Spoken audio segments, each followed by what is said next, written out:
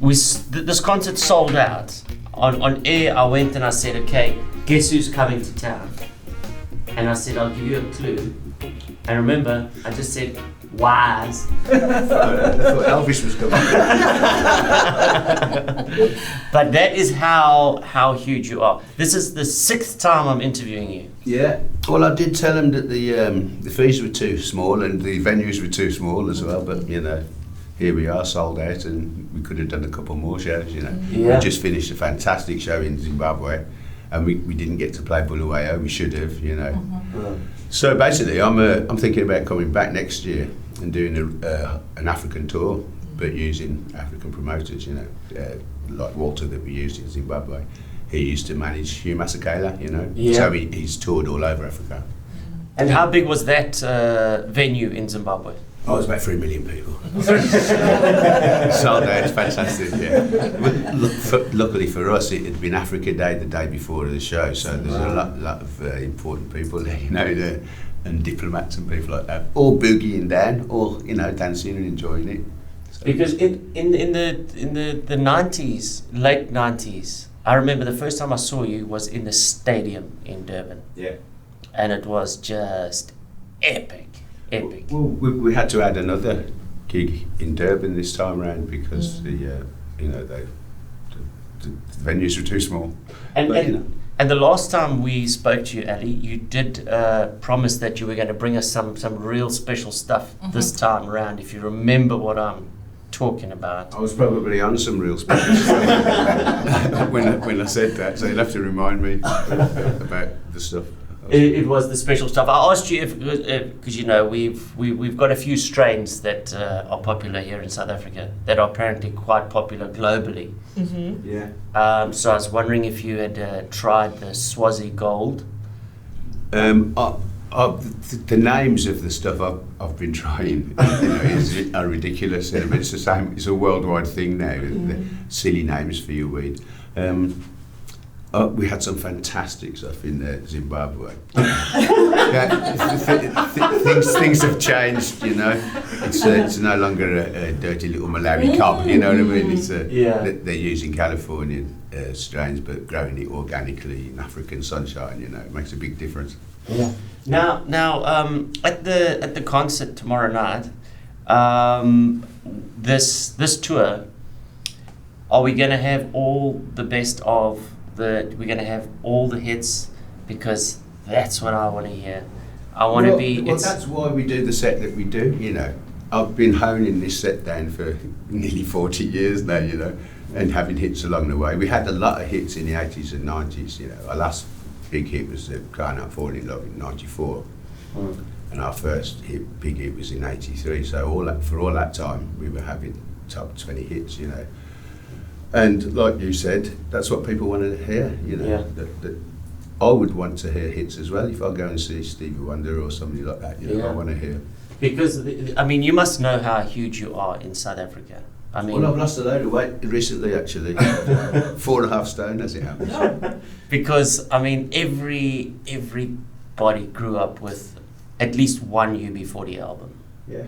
Well, South Africa was the reason why we actually went independent, because we had on our first album we had a song about South Africa called 𝗶𝗿𝗏𝗱 Shame, and when they came to release it in South Africa, they deleted that track from the album, which is why we left that record company and started our own company, you know. So that was serendipitous, I think. I mean, you've been doing this for decades. Your fans have grown up with you, but there's also new fans who are discovering UB40 all the time. I mean, I'm sure you dip into TikTok every once in a while to see what they're doing with your music. Don't have anything to do with that. That nonsense. No. I mean, AI is going to wipe all that stuff out anyway. Yeah, I mean, but you know, the younger Gen Z discovering UB40, teenagers discovering UB40. I don't think it's discovering UB40. I think it's reggae. You know, and when we chose reggae as our genre, you know, it was only 11 years old. You know, it only came about in '68. Before that, it was rocksteady. Before that, it was ska, you know. So we started in '79, and so it was 11 years old, you know, the youngest music in the world. So people are still digging it, you know. It hasn't outlived its own cool, you know, like trad jazz did and all that. So it's because we chose reggae, that's why we get younger people at our audiences, I think. And the fact that they were indoctrinated by their parents I was about to say and that, their I'm in the grandparents house. into listening to our records. Yeah. And just one more question around you touring in Africa, because a lot of artists say they're going on a world tour and they forget about us, but you consistently keep coming back, which we love. Why is that? Why do you love the African continent so much? Because I come from here, same as every other human, you know, and I feel at home and I feel grounded.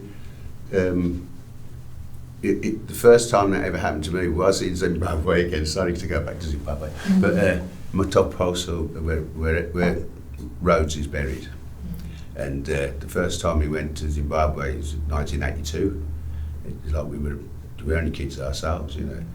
And it was to celebrate their independence, and we went and danced on Rhodes' grave, you know, and we took a load of press with us, and none of them would publish any of the photographs of us dancing on Rhodes' grave, you know, which we thought was funny.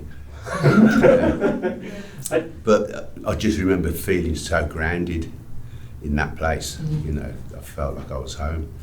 And since I've been touring around the world, I never feel grounded, you know, because you're not, because you're always flying around, you know. But when I come to Africa, I always feel like I'm in Birmingham in England, you know. I feel at home.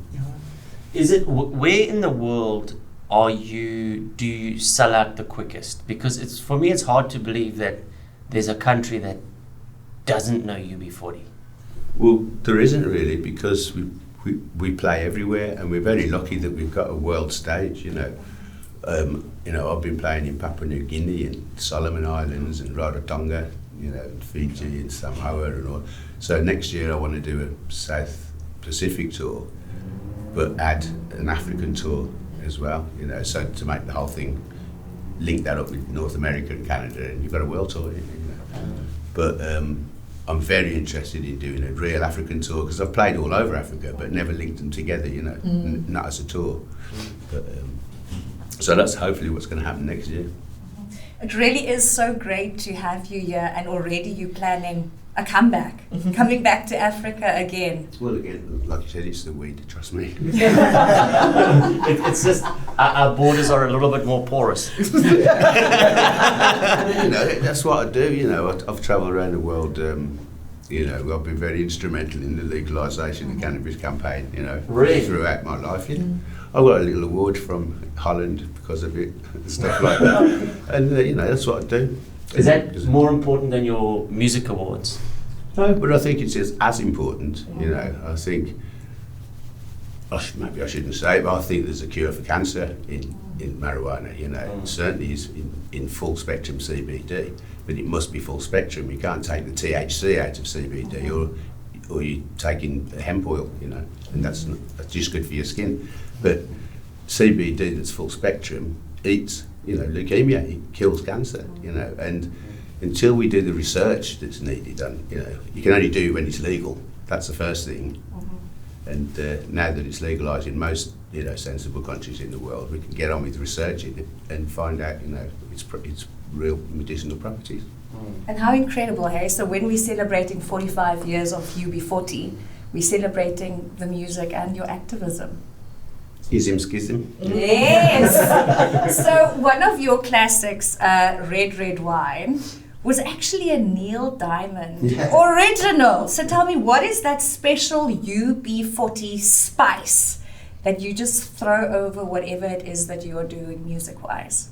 Well, we did really well with our Labour of Love series. We sold 21 million of those. And they should have been our first project. You know, when we first started, we wanted to show everyone why we loved reggae, you know. And that's what those albums are. They're a collection of the songs we grew up listening to, and the reason why we loved reggae. And we had lots of hits. We always knew that cie𝗿𝗶𝗶𝗶 was a hit, and, you know, Red Wine and all that. But of course, I thought it'd been written by Neville Diamond or Negus Diamond. I had no idea it was Neil Diamond, you know. I just knew it as well, it was a rocksteady record by Tony Tribe, you know, that we grew up as kids, you know, skinheads, listening to reggae. But all those hits, we never knew that they were covers. Well, they were No, UB40 songs. Yeah, no, we didn't know that they were covers either. You know, we thought they were reggae originals, but of course they were all covers of American soul. It's like a lot of people don't know that Whitney Houston, "I Will Always Love You" was Dolly Parton first had a hit with that. Yeah, happens a lot. Now, during COVID, we played your song that you made, "Lean on Me," probably 1,000 times, almost daily. Thank you. There were so many songs. So on YouTube, probably a lot of those views come from us. A lot of those, it was just, a lot of people brought out COVID songs, but none of them seemed to really hit the spot. And you did that for NHS. I did, yeah. But the real reason I did it was because we lost Bill Withers, who I loved.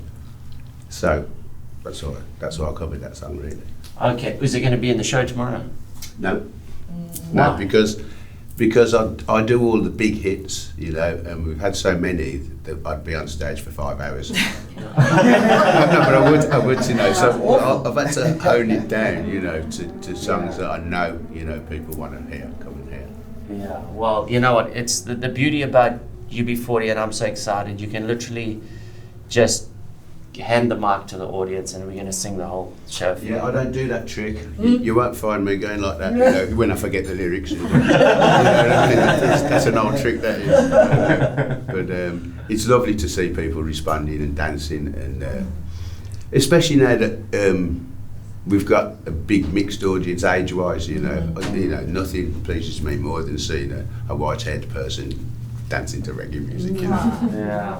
Well, we can't wait for tonight, which is going to be absolutely epic. Yeah, looking forward to it. Ali Campbell. Big love, everyone. KFM 94.5.